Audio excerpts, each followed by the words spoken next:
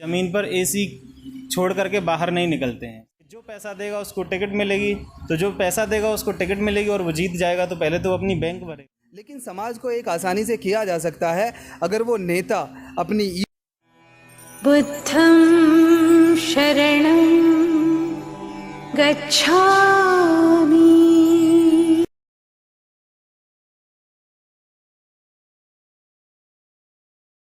स्वागत है आपका मेरे चैनल संदीप बौद्ध पर और साथ ही स्वागत है कलमयुग न्यूज़ पर। तो साथियों, आज हम जिस शख्स से रूबरू होने जा रहे हैं वो एक युवा है, जी हाँ, जिनका नाम है धर्म प्रकाश। वो लॉ के स्टूडेंट हैं, लेकिन हम आज उनसे ये जानना चाहेंगे कि ऐसी कौन सी समस्या आन पड़ी, ऐसी आखिर क्या आफत आ गई कि उनको इस विकराल गर्मी में, इस दोपहरी में आगरा से दिल्ली के लिए साइकिल पे आना पड़ा, जो आगरा से 2 दिन पहले चले थे और अभी दिल्ली में पहुंचे हैं बाबा साहब डॉक्टर अंबेडकर के आवास पर 26 अलीपुर रोड पर। तो हम जानने का प्रयास करेंगे कि आखिर उनको क्या ऐसी समस्या आई, क्या उनको ऐसा लगा जिसकी ज़रूरत उनको महसूस हुई और वो निकल पड़े अपनी साइकिल लेके। जी हाँ, अकेले ही, न कोई साथी न कोई संगी, वो अकेले ही निकल पड़े आगरा से और पहुंच चुके हैं दिल्ली। तो धर्म प्रकाश भाई, आपका स्वागत है हमारे चैनल पर। और सबसे पहले हम आपको धन्यवाद देना चाहते हैं, साथ ही मंगल कामना देना चाहते हैं कि आप ये जो ऐतिहासिक कारवां है, आगरा से लेकर अकेले चले और यहाँ पर पहुँचे हैं। तो मैं चाहता हूँ कि आप थोड़ा सा इसके बारे में ये बताएं पहले कि आपको ऐसी क्या ज़रूरत महसूस हुई, ऐसी कौन सी ज़रूरत आन पड़ी थी कि आप अकेले ही चल पड़े पार्टी का झंडा लेकर, अकेले साइकिल लेकर। तो इसके बारे में हमें थोड़ा सा बताएं। जी संदीप भाई, आपका बहुत बहुत साधुवाद और सभी दर्शकों को और आप सभी को मेरी तरफ से क्रांतिकारी जय भीम। जय भीम। मैं इस घटना के बारे में या फिर इस यात्रा के बारे में एक छोटे से वृतांत बताऊंगा जो कांसीराम साहब के जीवन से संबंध रखता है। वो दरअसल मैं एक बार पढ़ रहा था उनके बारे में, तो उनके एक साथी थे जो उस समय कांसीराम साहब ने नई नई नौकरी छोड़ी थी और वो आंदोलन में कूद पड़े थे और करीब कई सारी आर्थिक समस्याओं का सामना भी करना पड़ा, क्योंकि नौकरी के द्वारा जो पैसा इकट्ठा हुआ था वो हमेशा तो नहीं चलता सकता था, क्योंकि वो खर्च होता जा रहा था। बिल्कुल। तो उनके एक पुणे में साथी रहा करते थे। तो एक बार जब उन्हें कहीं जाना था तो सुबह हुई और सुबह होते ही वो बैग में कुछ टटोलने लगे। उनके जो साथी थे उन्होंने ऐसा लिखा है किताब में, तो वो कुछ ढूंढ रहे थे। बहुत देर तक ढूंढते ढूंढते उन्हें कुछ नहीं मिला, तो उन्होंने पूछा कि क्या देख रहे हो, तो उन्होंने बोला कि कुछ पैसे पड़े हैं। तो उनके पास भी कुछ पैसे नहीं थे। उन्होंने बोला कि देखता हूँ, पता तो उन्हें था कि पैसे नहीं है, बट उन्होंने बोला कि देखता हूँ कुछ हैं कि नहीं है। तो उन्होंने पैसे देखे तो उनके पास भी नहीं थे। उन्होंने बोला कि साफ पैसे तो हैं नहीं। तो उन्होंने बोला कि देखो कहीं 50 पैसे या 2 रुपये पड़े हों, साइकिल में हवाई डल जाए कम से कम। तो उतने पैसे भी नहीं थे। तो उन्होंने फिर आखिर में लिखा हुआ है कि उस समय जब मान्यवर साहब साइकिल के लिए हवा डलवाने तक के लिए पैसे नहीं थे, तो उस समय वो ये सोच करके घर पे नहीं बैठे रहे कि चलो पैसे आएंगे तब घर से निकलेंगे, तब समाज में काम करेंगे। वो अपना बैग और सूटकेस वगैरह उठाया और वो सीधा लोगों के बीच मीटिंग करने के लिए पैदल ही निकल लिए थे। तो ऐसी क्या ज़रूरत आपको आन पड़ी? आप जब साहब निकले थे तो उस समय उन्होंने एक एजेंडा बनाया था। एजेंडा ये था कि किस तरह से ये जो शोषित समाज है, जो बहुजन समाज है, जो पिछड़ा समाज है, वो सत्ता में आसीन हो, कैसे हम सत्ता हासिल करके अपने लोगों की समस्याओं को दूर कर पाएँ। तो आपको, क्योंकि वर्तमान में कई नेता ऑलरेडी हैं इस देश में, बहुत सारे संगठन हैं, फिर आपको ऐसा क्या ज़रूरत महसूस हो गई? देखिए, ऐसा है, बहुत सारे नेता हैं जो बाबा साहब के नाम पर भी बहुत सारी राजनीतियाँ कर रहे हैं। उनका नाम नहीं ले सकते हैं, लेकिन तमाम नेता हैं, एक नहीं है, तमाम नेता हैं पूरे देश में जो बाबा साहब और मान्यवर कांसीराम साहब के और अन्य महापुरुषों के गुण गाते हैं, उनके नाम पर जनता को बरगलाने का काम करते हैं, लेकिन वो कभी भी ज़मीन पर एसी छोड़ करके बाहर नहीं निकलते हैं। सबसे बड़ी बात यह है कि आपका जनता के साथ जब तालमेल नहीं होगा, जनता को जब नेता के साथ ये महसूस नहीं होगा कि हाँ, मेरा और मेरे नेता के बीच में संबंध स्थापित है, अभिव्यक्ति का जो संबंध स्थापित है, जब तक वो स्थापित नहीं होगा तो आप एसी में बैठ कर के ट्विटर पे ट्वीट करते रहिए, या आप एसी में बैठ कर के भाषणबाजी करते रहिए, या आप किसी एक माइक वाले को बुला लीजिए और केवल आप वहीं पे आकर के विचार प्रकट करते रहिए। जब तक आप ज़मीन पे नहीं उतरेंगे तब तक आप किसी भी प्रकार का, तो आपके हिसाब से जैसा हम भी देख पा रहे हैं, और कहना चाहूँगा कि राजनीति अपने आप में एक फसल होती है। राजनीतिक और सामाजिक परिवर्तन जो है वो एक फसल होती है। जिस तरीके से किसान की फसल ज़मीन पर ही उगाई जा सकती है, ठीक उसी तरह से सामाजिक और राजनीतिक परिवर्तन की जो फसल है उसको भी जनता के बीच ज़मीन पर उतर के ही उगाया जा सकता है, एसी में बैठ कर के नहीं। आपने बहुत अच्छी बात कही। और जैसा बहुत सारे आज के युवा, बहुत सारे साथी हैं, वो ये महसूस करते हैं कि आज जो समस्याएं चल रही हैं वर्तमान में, चाहे वो वर्तमान सत्ता से हों, जिन्होंने इस देश को लगभग सभी साधन संसाधन खत्म कर दिए हैं, रिजर्वेशन हो, चाहे वो बहुजनों के जो अधिकार हैं, जो बाबा साहब डॉक्टर अंबेडकर ने बड़े अपनी मेहनत और बड़ी तपस्या से हम लोगों को दिए, वो आज नष्ट होने की कगार पर हैं। लेकिन कोई भी नेता आगे आने को तैयार नहीं है। तो बहुत ही अच्छा फ़ैसला है आपका, आपने ये मैसेज देने के लिए। शायद ये देखकर, ये आपकी इस हिम्मत को देखकर ही हमारे कुछ नेता सीख पाएँ। मैं आपसे ये पूछना चाहता हूँ कि वर्तमान में, जैसा अभी हमने पहले भी बात की है कि वर्तमान में बहुजन नेता बहुत सारे हैं समाज में। अगर मैं मुख्य नेता भी मानूं तो एक नहीं है, कई मुख्य नेता आज के टाइम में हैं, भले वो अलग अलग पार्टियों में हों, बहुत सारे संगठन के लोग हैं। तो आखिर आज़ाद समाज पार्टी का ही झंडा क्यों आपकी साइकिल पे है? आखिर आपने इस झंडे को ही क्यों थामा है? आखिर इस झंडे में आपको ऐसी क्या खासियत लगी? आखिर इस झंडे से आपको क्या विश्वास आपके अंदर पैदा हुआ? इस पे थोड़ा सा बताएं हमें।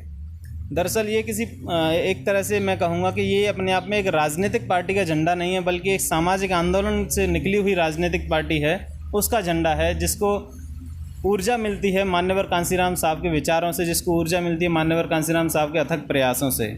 इसके पीछे सबसे अहम जो मुख्य कारण ये है कि ये चंद्रशेखर रावण, जो चंद्रशेखर भाई हैं हमारे, और आज़ाद समाज पार्टी है, उसको ही क्यों चुना? और भी तमाम पार्टियाँ हैं, मैं उनको चुन सकता था। लेकिन सच्चाई ये है कि इसके पास किसी भी तरह की कोई विरासत नहीं है। ये ज़मीन से निकल कर के आई हुई पार्टी है, आम लोगों से निकली हुई है, गरीब, मजलूम, किसान, पिछड़े, दलित लोगों की ये पार्टी है। तो उन लोगों को पता है कि हमारे साथ जब अन्याय होता है तो उसका दर्द क्या होता है। आप बुलंदशहर में देख लीजिए। मैं एक ही सवाल कहना चाहूँगा, क्या दलित समाज की लड़की को जिस तरीके से रात में हमारी बहन को जिंदा जला, उस लाश डेड बॉडी को रात में चुपके से पुलिस ने जलाया था, क्या किसी अन्य हाथरस में? बिल्कुल हाथरस में, माफ़ करना, हाथरस में। क्या किसी अन्य सवर्ण समाज की बेटी अगर होती या हमारी वो बहन होती, अन्य सवर्ण समाज से बिलोंग करती, या फिर किसी भी अदर दूसरी कम्युनिटी की होती, क्या उसके साथ इस तरीके का व्यवहार किया जा सकता था? तो कहीं ना कहीं, जबकि वर्तमान में हमारे नेता मौजूद हैं, बिल्कुल वर्तमान में हमारे ऐसे ऐसे नेता मौजूद हैं कि किसी की हिम्मत नहीं है कि कोई किसी भी तरह से परिंदा भी पर मार दे उनके सम्मान के ऊपर। लेकिन फिर भी ये सब होता रहा और लोग एसी के कमरों में बैठ कर के ट्विटर पे ट्वीट करते रहे। ये मेरे मतलब जहन से ये बात उतरी नहीं। मुझे लगा कि ये तो मतलब एक तरह से इतना ज़्यादा दर्दनाक वाली चीज़ हो रही थी। मुझे लगा कि आज अगर मान्यवर कांसीराम साहब होते तो सरकार को इस बात का एहसास करा देते कि सरकार में ना होने के बावजूद भी जनता अपने आप में बहुत बड़ी जज होती है। वो फैसला क्या करती है वो 2 मिनट में इसको कांसीराम साहब अगर आज होते तो जनता के साथ लेकर के हाथरस में ही वो न्याय कर देते। धर्म भाई, जैसा कि आपने बताया कि जो वर्तमान में है आज़ाद समाज पार्टी के बारे में आपने कि ज़मीन से निकली है, इसमें कोई शक नहीं है कि उनके पास कोई भी अभी पैतृक विरासत नहीं है।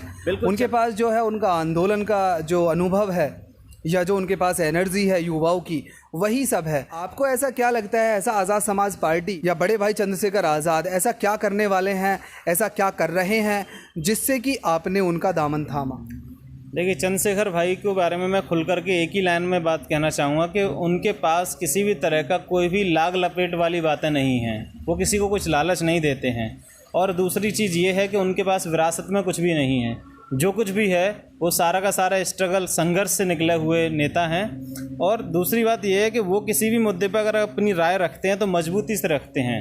उन्होंने बोल दिया कि हम CAA और NRC के ख़िलाफ़ हैं तो हैं, उसके मतलब ये नहीं है कि 4 दिन बाद वो ये बोल दें कि नहीं नहीं हम उसके साथ में। उन्होंने बोल दिया कि हम किसानों के साथ हैं, हम सरकार द्वारा पास किए गए तीनों कानून के ख़िलाफ़ हैं तो हैं। उन्होंने स्पष्ट कर दिया कि 10% सवर्णों का आरक्षण जो दिया जा रहा है वो बिल्कुल गलत है, हम उसके ख़िलाफ़ हैं, वो नहीं दिया जाना चाहिए।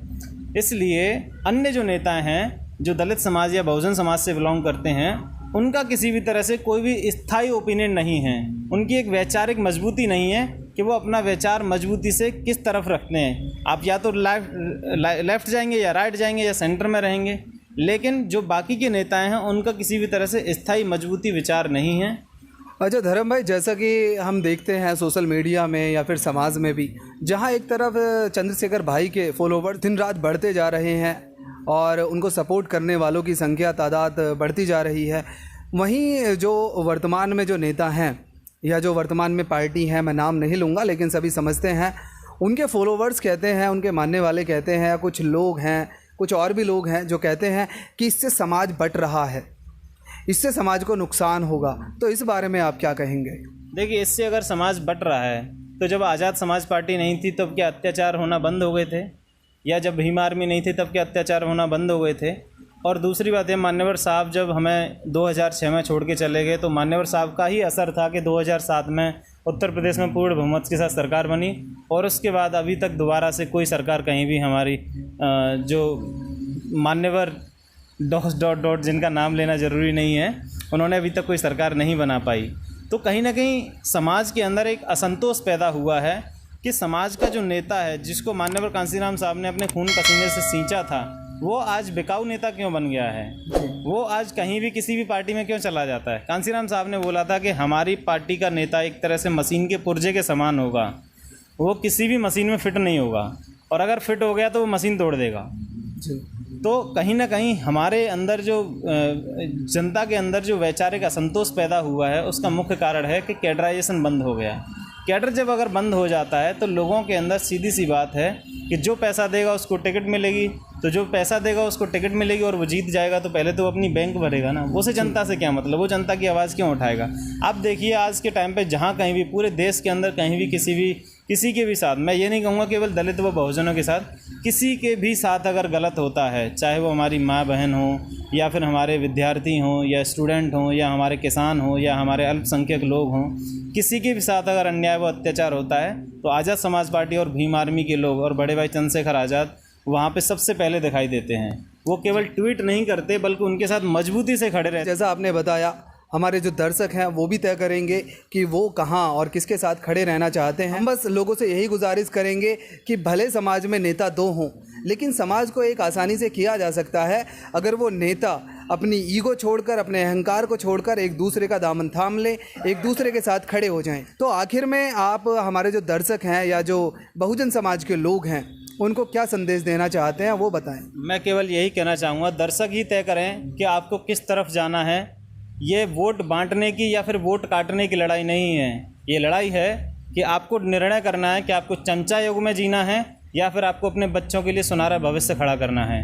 धन्यवाद। जय भीम। जो हमारे साथी आए हैं, मैं चाहूँगा वो भी धर्म भाई के बारे में दो शब्द कहें।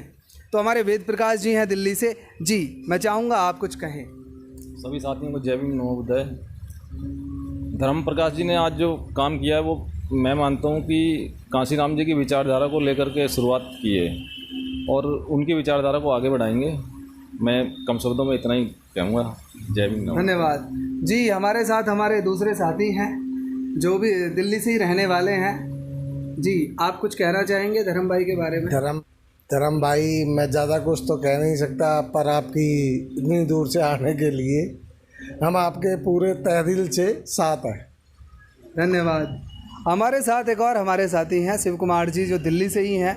वो भी हमारे धर्म भाई के स्वागत के लिए यहाँ पर आए हैं अपना कीमती समय निकाल कर। जी शिव कुमार जी। सभी को जय भीम, नमोबुद्धाय। धर्म प्रकाश जी हमारे काफ़ी अच्छे मित्र हैं और इन्होंने जो है साहब काशीराम जी की विरासत को आगे ले जाने का काम किया है। जिस तरह से साहब काशीराम जी साइकिल लेकर चले थे यात्रा करके और उन्होंने पूरा जो है समाज को एकजुट कर दिया, तो हम चाहेंगे कि हमारे धर्म प्रकाश जी भी साहब काशीराम जी की विचारधारा पर चलकर और समाज को एकजुट करने का प्रयास करते रहे और हम उनके इस काम में हम उनके साथ हैं। धन्यवाद। तो साथियों, सभी का साधुवाद है। आप चैनल को शेयर करें, सब्सक्राइब करें और बेल आइकन ज़रूर प्रेस करें। धन्यवाद। जय भीम।